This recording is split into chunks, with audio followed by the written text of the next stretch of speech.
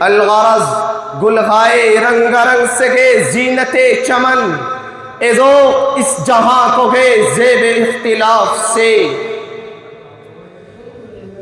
میں آپ حضرات کو سب سے پہلے آپ حضرات سے یہ عرض کروں گا کہ اس ذات اقدس پر درود پاک کا نذرانہ پیش کرے، جو اٹھے تو آسماں کو بلندی مل جائے، جو بیٹھے تو دھرتی کو سکون مل جائے، جو بولے جو مسکرا دے تو ستارے چمکنے لگے، جو بولے تو انادل چہکنے لگے، جس کے لباس کی ادائے قرآنی آیات بن جائے، جو چادر اوڑھ کر آ جائے تو قرآن پکار اٹھے یا ایھا المزمل، جو کملی اوڑھ کر آ جائے تو قرآن پکار اٹھے یا ایھا المدثر، خلوتوں میں جو صف بصف بھی، جو سر بسجدہ و سر بکف بھی، جو عابد بھی گو اور مجاہد بھی گو، جو رازدار فخر و غنا بھی گو، جو تاجدار جود و سخا بھی گو، جس کی طلعت سے صبح کو سویرا ملے، جس کی زلفوں کی مستی سے راتوں کو اندھیرا ملے، جس کی شبنم سے جنت مچلنے لگے،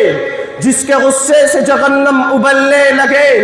جس کے قدم اٹھے تو عرش معلیٰ کو پہنچ جائے،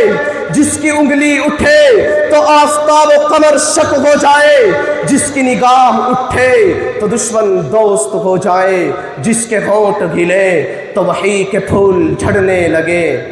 اللہم صلی وسلم دائما ابدا علی حبیبک خیر الخلق کلہم۔ محترم حضرات، تاریخ کے پڑھنے والوں نے پڑھا ہوگا، نئی اور پرانی داستانوں کے سننے والوں نے سنا ہوگا کہ سابق اور مقدم سپہ سالار، سابق اور مقدم فرمانرواں ایسے ہوتے تھے جو اینٹ کا جواب پتھر سے دیتے تھے، مگر اے تاریخ تجھے تیری صداقت کی قسم، اے انقلاب دورہ تو جواب کیوں نہیں دیتا، اے گردش زمانہ تو چپ کیوں ہے؟ ہاں ہاں تیرا خاموش رہنا بھی تیری صداقت کی دلیل ہے، اس لیے کہ ان فرما رواؤں میں کوئی ایسا گزرا ہی نہیں کہ جس نے پتھر برسانے والوں کو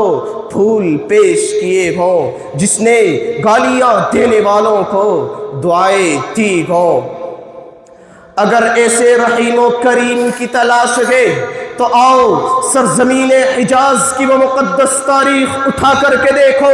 جو آج سے 1400 سال پہلے لکھی گئی تھی۔ وہاں تمہیں ملے گا کہ تاجدار بطحا، سرکار دو عالم، طائف والوں میں تمہارا ناصح ہوں، تمہارا مصلح ہوں، مکے سے سفر کی صعوبتیں برداشت کر کے تمہارے پاس اس لیے آیا ہوں تاکہ تمہیں گمراہی کی دلدل سے نکال کر عزت و عظمت کی بلندیوں پر پہنچا دوں، سینکڑوں خداؤں کی پرستش کے بجائے ایک رب ذوالجلال کے آگے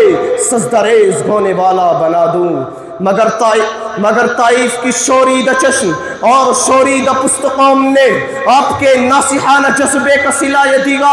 کہ آپ کے جسم اطہر پر پتھروں کی بارش کر کے آپ کے جسم اقدس کو لہو لعان کر دیا،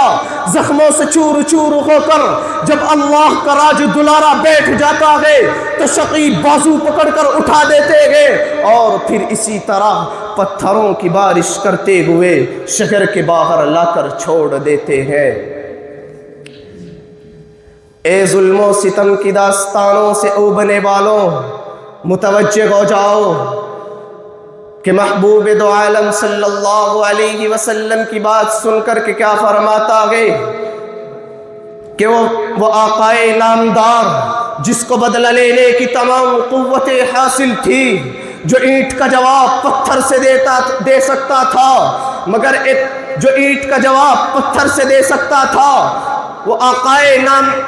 وہ اللہ تبارک و تعالیٰ کی وہ فرشتوں کی بات سن کر کے ارشاد فرماتا ہے کہ میں اس عالم میں رحمت للعالمین بن کر آیا ہوں، زحمت للعالمین بن کر نہیں آیا۔ میں ان کے حق میں کیوں قہر الہی کی دعا مانگوں، میں ان کے حق میں کیوں قہر الہی کی دعا مانگوں؟ بشر ہے بے خبر ہے کیوں تباہی کی دعا مانگوں؟ وآخر دعوانا ان الحمد للہ رب العالمین.